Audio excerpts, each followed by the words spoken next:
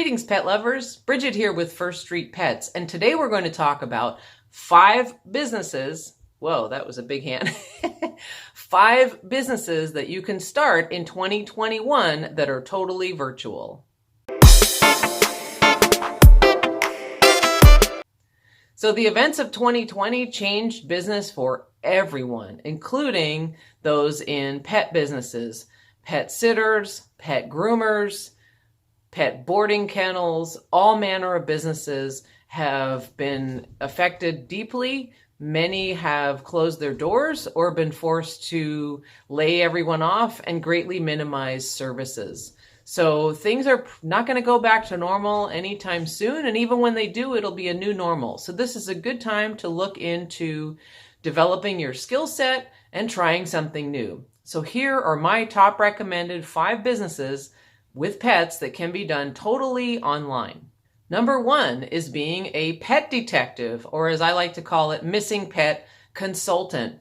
Millions of pets go missing every year, and many are never found, ending up in animal shelters or being absorbed into feral cat populations or being kept by someone who found them because they could never find the owner. Many people need help to find their pets. The reason they don't find them is because they don't understand lost pet behavior. They don't know how to do an effective search. And because they are unsuccessful in their efforts, they quickly give up. Now, there are some great books to read and articles on this. A lot of the content that I make in my videos that can be helpful, that I always share with anyone who wants it. But many people do need individualized assistance. They need an assessment of their situation and specific tips for them to do to find their pet. Now, when you think of a pet detective, you probably think of someone with search dogs actually at the location searching, but that's actually kind of a fringe business. It's very uncommon for folks to actually go out and search with the dogs, and that's actually not the most effective way of doing it. It certainly does help in some situations, and there are business owners I know who do that I will refer to them if someone that I'm assisting thinks that that is the best course for them. But 99% of the time, the pet is found by the owner with good counsel on the steps to take and not giving up. Now, so these consultations can be done by phone and by email. I like to collect some information in email and then do a phone interview and consultation, and then follow up with texting and sometimes additional email with links and maps and whatnot, things to assist the owner. So this can be done virtually. You can help someone anywhere in the country or really anywhere in the world. This type of service starts at around $200 for a consultation and can go up depending on how much time that you're spending with the person. So that gives you an idea of how much you can make per consultation. You will need to learn the basics of effective search techniques. You will also need to learn about lost pet behavior, which is very different from normal pet behavior. You will also need to learn how to effectively counsel people, because just knowing the information doesn't mean that you can convey it well. I offer a training course, which will be linked in the description. So I hope that you will check that out and see if it's something that interests you. Number 2 is a pet behaviorist, and a big thanks to my friends at Feline Minds and Jones Animal Behavior for providing me with the information so that I can talk about this type of career. Many people need help with their pets. A lot of people have adopted a new dog or cat during quarantine, and they don't know anything about how to get the animal to integrate into their home. Many animals are surrendered to shelters because of behavior issues. With dogs, it can be as simple as not knowing how to walk on a leash or be housebroken or to get along with other dogs in the home. With cats, there can be aggression issues, extremely common to see inappropriate urination, as we call it, not peeing in the litter box or spraying in the house. This can be very troubling for owners, and if they can't figure it out, they may give up the animal. So your advice can mean the difference between that animal staying in its home or being given up. As with lost pets, there are some great books and videos and other materials that can help people learn this, but most people need individualized assistance. They're not just going to read a book and figure it out themselves. So consulting with them can be a huge help, and just narrowing it down to what their specific issues are with the pet, or maybe just things they didn't know. Maybe they've gotten a puppy and they've never had one before, or they had one when they were a child. So of course their parents did all the work and they don't remember. Again, this is something that can be done virtually. Traditionally, pet behaviorists would come to the house and evaluate the situation, but more and more as people become busy and also expand their services to other areas outside of where they live, virtual consultations have been in the norm for a while now, and now it's pretty much 100% under the current situation. So for example, I refer folks to behaviorists I know who are in other states because this is all done virtually. So you can talk on the phone with the pet owner, you can send emails, and they can also send you pictures and videos of their pets and of the behaviors that are concerning them. So again, this is something that can be done virtually and actually has been done for a while.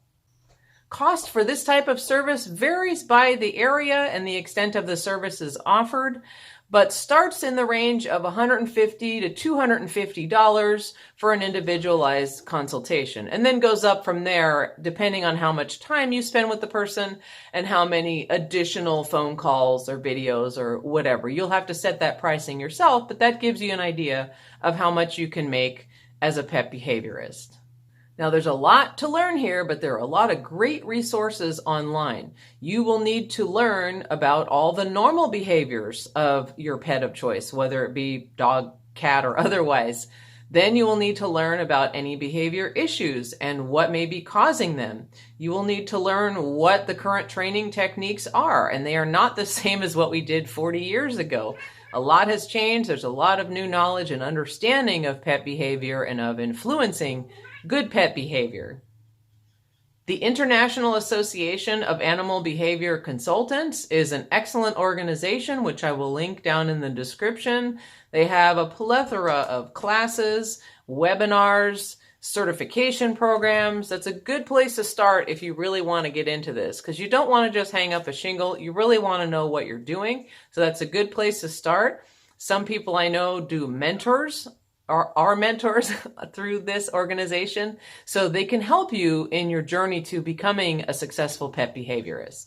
Number 3 is pet product sales.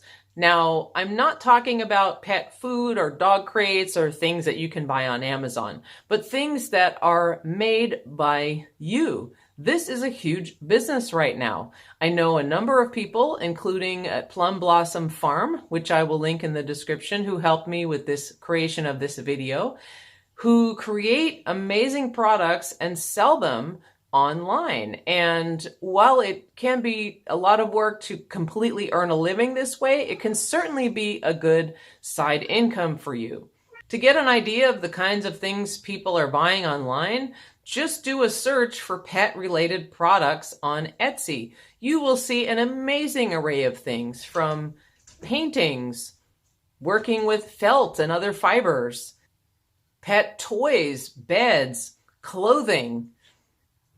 Check out this amazing artwork that I got from a company called Painted Flanks. They and other companies do personalized artwork. That's me and my horses. So they'll do pictures of your pets or a breed-specific thing. So there's an unending amount of ideas out there for things you can do. So you've just got to think about what are your talents or what is something that you would like to learn to create a product that you can sell.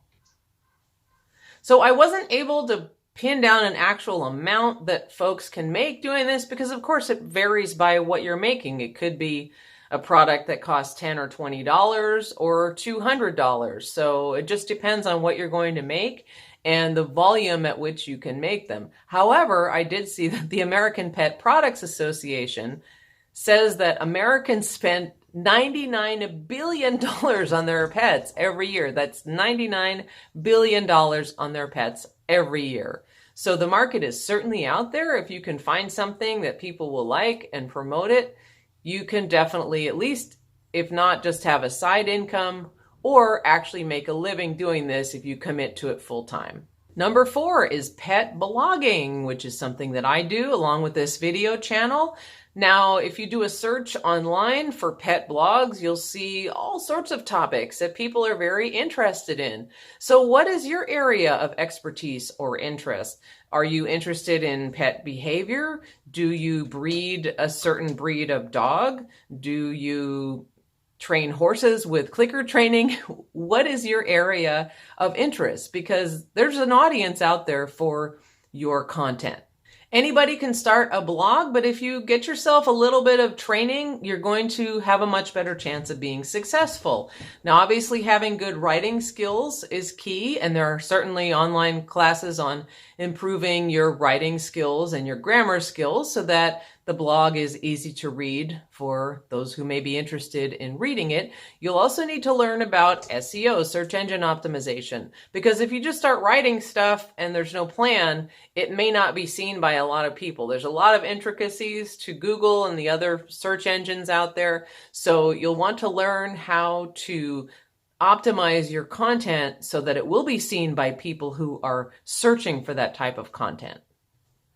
While entertaining and fun content can be enjoyed in blogs, what works really well, especially if you want to monetize, is more informative content. So think of the questions that you have asked the internet recently. How do I cut my cat's nails? How do I bathe the dog in winter? How do I find a saddle that fits a fjord horse? So you get the idea. Think of things that you would ask and you want to have an answer. Now do some research, find that answer, and write about it. Those are posts that people will find on the internet, on your blog, which can help you actually make a living. There are many ways to monetize a blog, including ads like those you'll see on some of the articles that you'll read, the ads that pop up. There are affiliate links. For example, if you're recommending Amazon or other products, you'll get a percentage of the sales. Sponsorships. There's a lot of different ways to make a living, but you got to get your blog going first. So while some people make a little bit of extra money, maybe a couple $100s a month, others claim to be making thousands of dollars a month to be making a full-time income. And from the research I've done, some of this seems a little exaggerated, but a lot of it does seem genuine. A lot of people are making a living doing this. But again, good writing, good optimization. It's not a magic bullet. It doesn't happen to everyone. You have to put the right work into it. And any blogger will tell you it's not a sprint, but a marathon. You need to put some time into it. It takes Google sometimes months to index your content. So this is a good thing to start doing it, writing stuff, and get it out there so that eventually it will be picked up. Once it gains momentum, that's when you can start making money. There are many, many articles and videos on blogging to make a living. I will link some of those in the description so you can check it out for yourself. Business number 5 is starting a pet YouTube channel, which is what you're watching right now. Almost 5 billion videos are watched on YouTube every day. That's right, 5 billion videos are watched on YouTube every day, especially now with people at home in quarantine. Those numbers have even skyrocketed from before when we were already watching a lot of videos on YouTube. So the internet, literally, we have all the information of the entire world at our fingertips. And what do most people like to watch? Funny pet videos. We all know this. This is what your friends forward you. Look at this cat knocking stuff off of a shelf, or, this horse playing in the water. That's what people like to see. So just as with blogging, what is your area of interest? What do you want to talk about? What do you want to show? Are you out riding your horses? Are you walking with your dogs? Are you funny? Do you have funny things to say about animals? There's so much out there. Just do a search on YouTube and see what other people are enjoying. And then you know that that's the type of content that you can make that viewers will also enjoy. Informative content is good because people certainly search for that just as much in video form than they do in written articles or a blogging form. But unlike blogging, in video, entertaining content is even better. That's what people want to watch, as I previously mentioned. I've created a lot of helpful videos on finding lost pets And they have gotten thousands of views over the months, but it did take some time for people to search and find them or be referred to those videos and watch them. So those numbers grew very slowly. I made a video of my cat, Sarah, meowing. It got almost 300,000 views in a couple of days. So ridiculous, but that's what people wanted to see. Tried doing it again, never hit that viral thing again, but you just never know what people are going to like. So again, entertaining content as well as informative content, or a combination of that, can make your channel successful.